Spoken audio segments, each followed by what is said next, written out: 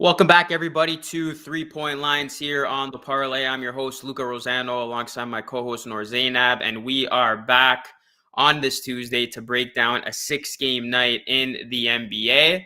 And we got a couple of good matchups here. But before we dive right into it, let's look back for a moment at a wild Monday night. There were a couple of big upsets that won on the money line, and I told you to take two of them. I'm talking about the Pistons beating the Hawks outright. And then to end the night, we had the Knicks winning again against the Kings. I told you, Noor. I told you.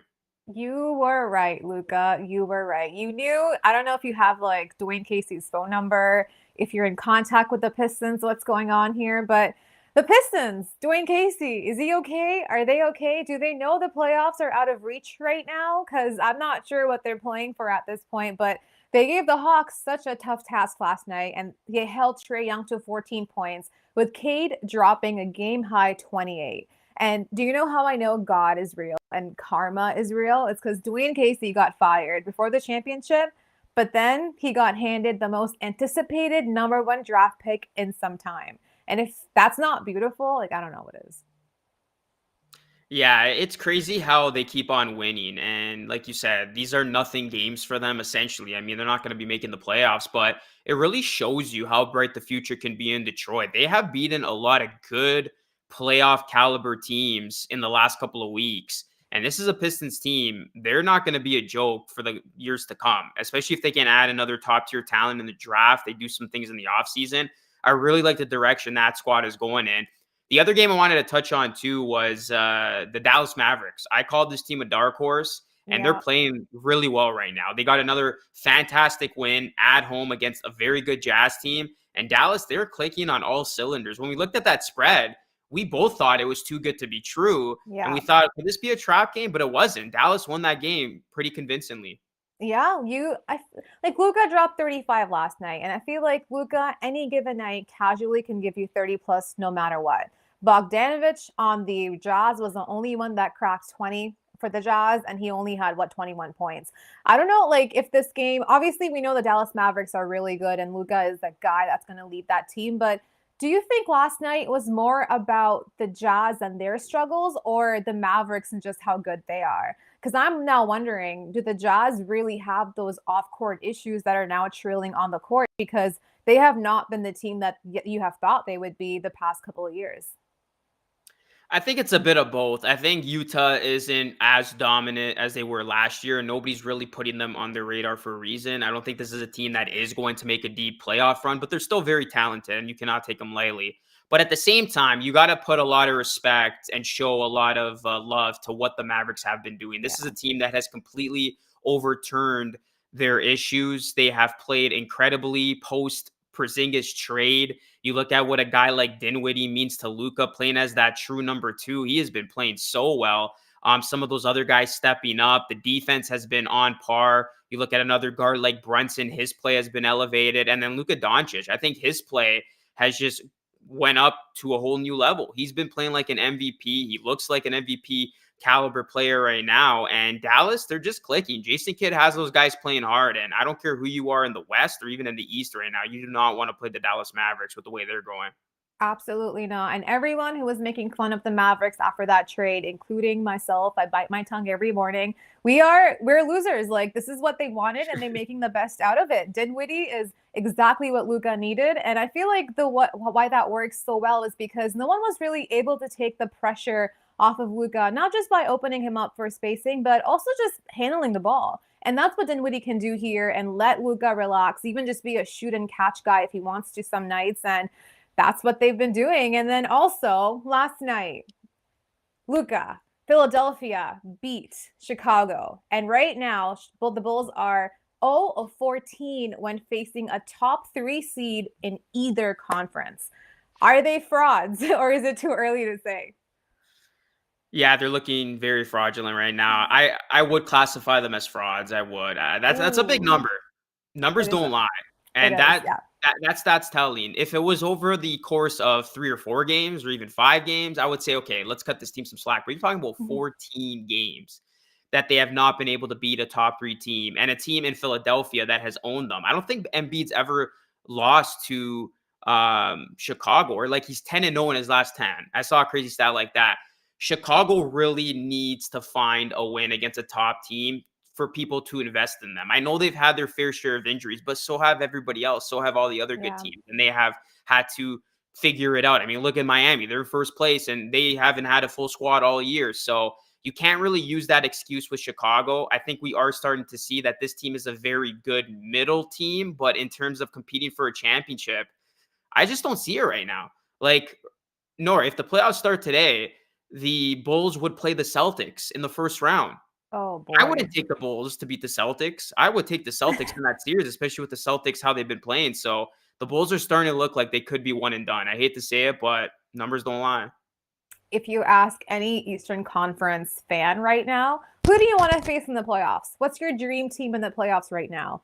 Uninterrupted, unanimous, it's going to be the Bulls. Everyone wants to face the Bulls right now because they just seem like the easiest team to pick apart. They have flaws everywhere. And I think most importantly, their biggest flaw is defense. And if you're not able to defend the other team, you can't go shot for shot for shot every single night. That's not going to help you out, especially if the other team is defending.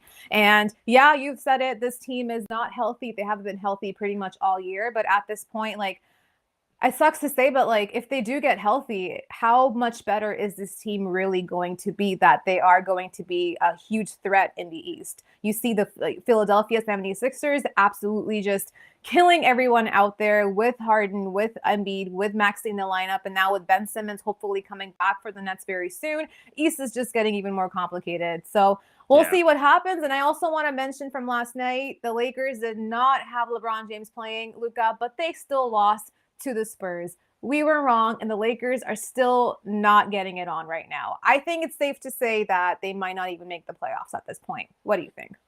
Yeah, I have a story about that. So I actually went 7-1 last night. My only loss were the Lakers. And unfortunately, we didn't know about the LeBron James news until after the game, because if we had known that, I guarantee you and I would have taken San Antonio. But what was even worse about that is I actually parlayed the games. I did a nice little parlay. Oh, no. And I go 7-1 on the show, and I parlay 5 games. Tell me how the one game I lose on the parlay is the Lakers. I could have literally done another game, but I had to put the Lakers on that damn parlay, and I lost with the Lakers. So talk about bad luck. I'm not feeling that great today, despite my 7-1 record yesterday. The Lakers screwed me. LeBron James screwed me because I didn't know he wasn't playing. After I put that bet in, he was playing, but then it was like an hour after, and I'm like, wait, LeBron's not playing, so yeah, that was He tough. was like a game time decision or something. It came out of nowhere, but I feel so bad for you, Luca. You even parlayed that. If anyone hates the Lakers right now more than any other fan, it's got to be Luca. Like, even the most diehard Lakers fan does not have the hate that Luca has right now. I'm so sorry. It would That have been a nice sucks. payday. I'll put it at that. Yeah, it does suck. It just goes to show in betting, you can have an amazing record, but if you don't have that one game right, it just throws everything off. So yeah, it was bad. But to answer your question, I do think the Lakers will get into the play-in. I don't know about the playoffs. I think that's what you said. So yeah, they could get into the Yeah. play-in, but then they might even go one and done in the play-in and not make the playoffs. So I think I would go with that. I think they do make the play-in, but I mean, given how some of those play-in teams are playing right now, yeah, I would not be surprised if the Lakers don't make the actual playoffs when it's all said and done. Yeah, and if I were you at this point, there's no way I'm putting money on that team with or No, without no LeBron more. James. But let's move on to tonight's slate of games. We've got a 6-night game in the NBA. Not that bad, pretty decent. You can, focus on it every now and then, pretty much. But the first game we're gonna start off with in the Eastern Conference will be the Brooklyn Nets taking on the Charlotte Hornets, where the Nets are favored by 3 points here. Luca, what's your thoughts? Yeah, a lot of the public like Charlotte tonight, and rightfully so. The Nets have been a disaster. They have not been a good team, even with KD coming back. They have not been able to right the ship. But I'm gonna go the other way here. I'm gonna go with Brooklyn. I think this is good value with them -3. This is a pissed off team right now. They got to get it going. They deep down they don't want to play in the play-in. They want to try to get out of that play-in spot, especially with Kyrie soon eligible to play in some of those home games. They got to start turning it around now with less than 20 games to go. And you look at Brooklyn, despite their struggles, they are 4-0-2 against the spread in their last 6 road games. So I really like that number. And this is a Charlotte team that has been hit or miss. They have been playing well overall. They will be in the play-in, but this is a team that they give up a ton of points. And I think they do not want to get in a track meet with a Nets team that does have Kevin Durant. And look, say what you want about the Nets. They have looked bad, but just look at their last game. They went up against one of the hottest teams in all of the NBA and the Celtics, and they almost won that game. So I like KD here to have another great performance. So I will go with Brooklyn here. I think they're gonna start turning their season around as soon as tonight. So I'm gonna lay the 3 with the Nets. We're going to start off in agreement tonight because I'm pretty sure Kyrie's also playing tonight, right? Since they'll be in North Carolina. So, I mean, that to me is enough. Is that not enough? You've got Kevin Durant on the court. You've got Kyrie on the court as well. You're going up against this Hornets team, which, yeah, you're right. They have been hot and cold here and there. They do have LaMelo Ball, who's been just off the charts and pretty much just a messiah for them at this point. But this is still a Nets team. And I think, like, for them to be in a spot where they might even have to be in a play-in position, that's not what this roster can accomplish. They can do so much better. And I think this is where they start to kind of bounce back once they have gathered their guys and KD is back in the lineup. Kyrie is this close to being able to play unvaccinated at home. And I think tonight will be what they want to see. After winning over the Bucks, the Nets have lost 4 in a row, while Charlotte comes in with a 2-game winning streak tonight. Weirdly, they also lost to the Bucks before that 2-game winning streak. More impressive part here is that those back-to-back wins for Charlotte, there were back-to-back wins for Charlotte, and you got to think coming into this, they should be feeling pretty confident. But like I said, Kyrie will be here with KD. They're going to be reunited, and this is a prime time for them to bounce back and climb that ladder again. And they should be pretty hungry to get a decisive win right now. And having Kyrie in the lineup should open up KD as well as produce more offensively. And yeah, this is a 1-possession game at this point. It's a 3. And I think that this is where they should be able to take this pretty comfortably. Hopefully, knock on wood, give me the Nets. Okay, we agree through the first game here. Next game, we got Cleveland taking on Indiana. Another low spread here, Cleveland -3. Yeah, each time this these two teams have met this year, the Cavs have dominated the matchup, and that's 3 times they've beaten them already on the season so far. Pacers have only won 2 of their last 6 games, and this will be a tough matchup against the tall and a very aggressive Cavaliers team. Since their last game against the Raptors, Jared Allen went down 10 minutes in, but they did manage to pull out that victory regardless. And obviously that means they won't have him available tonight, which will be a big blow no matter what, no matter who they play. But this Pacers team is not one that they should be losing sleep over no matter what happens. It is, again, a 1-possession game here tonight, and I feel like the Cavs should be able to win that comfortably, especially with Garland back in the lineup. And Mobley will do Mobley things, so give me the Cavaliers. What about you?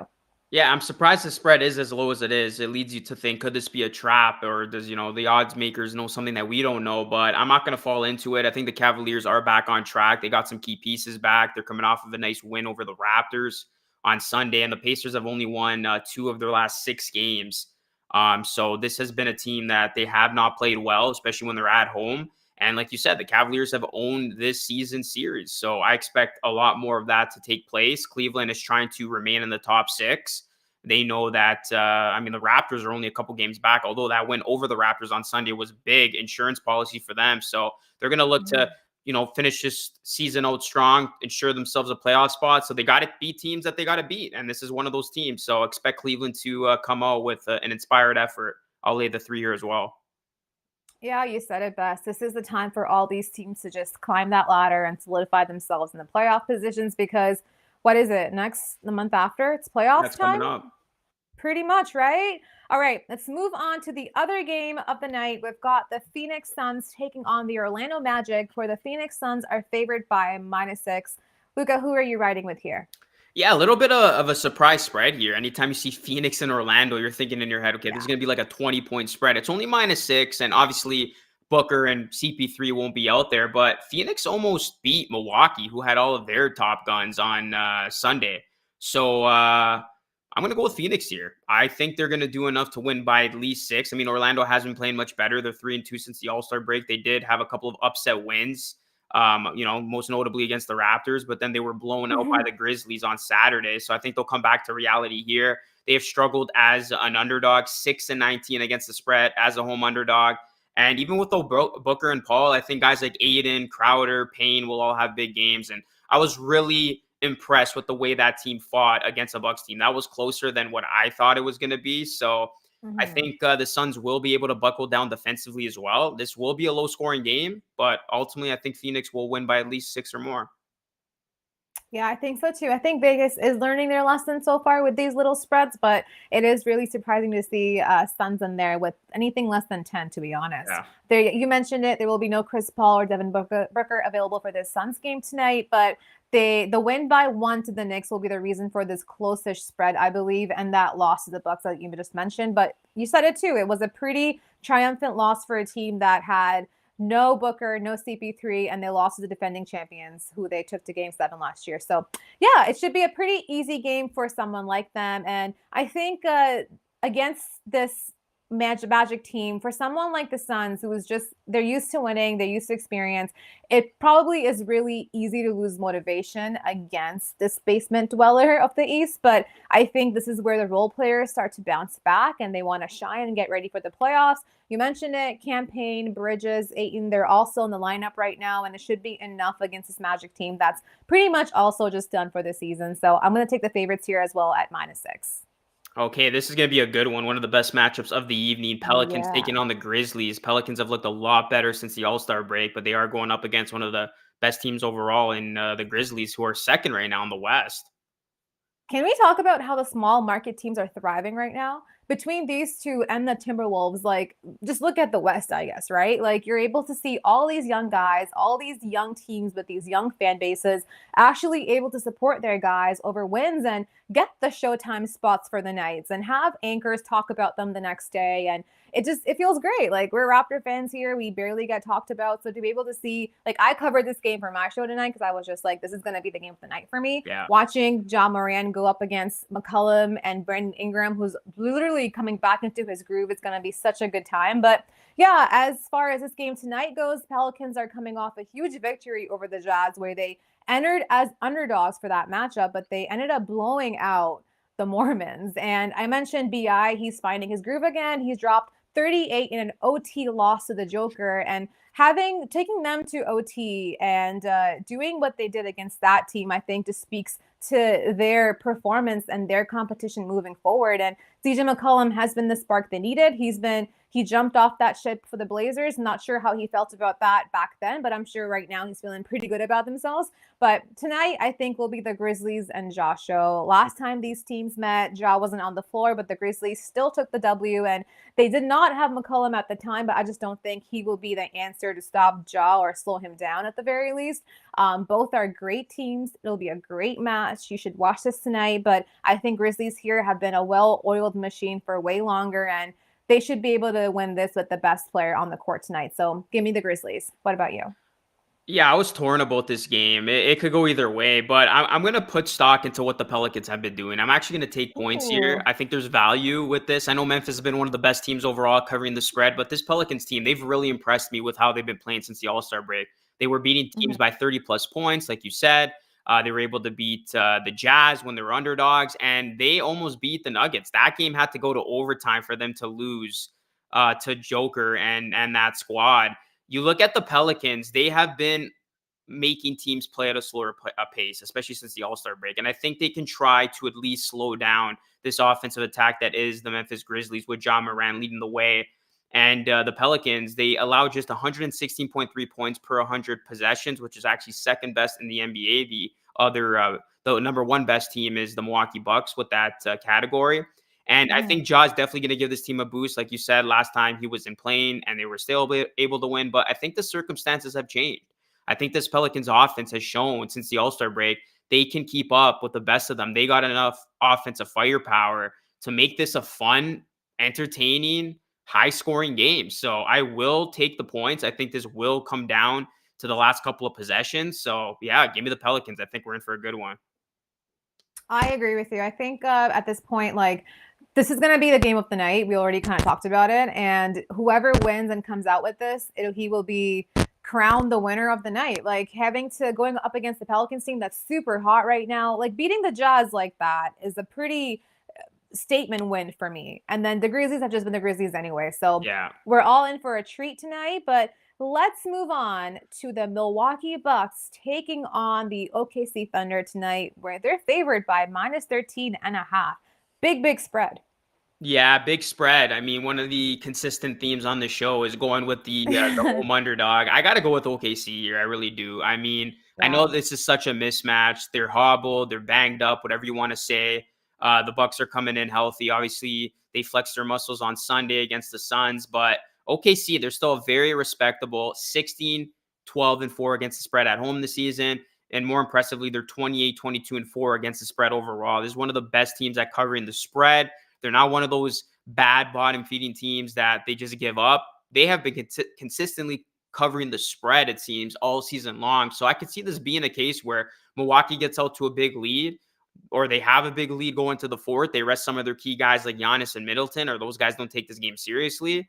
And Milwaukee just coasts to the win, but I think it will be under 13.5. So I'm actually going to go with OKC to backdoor cover here. I think they will do enough to at least keep this game respectable. Luca, I spent like 30 minutes on this matchup. I still like the more I hear you talk about it, the more I'm like, oh, maybe I have the wrong pick because I actually do have the Bucks coming out winning this. But the more you talk, the more I'm like, yeah, you're right. Like, No, you got to trust not only yourself.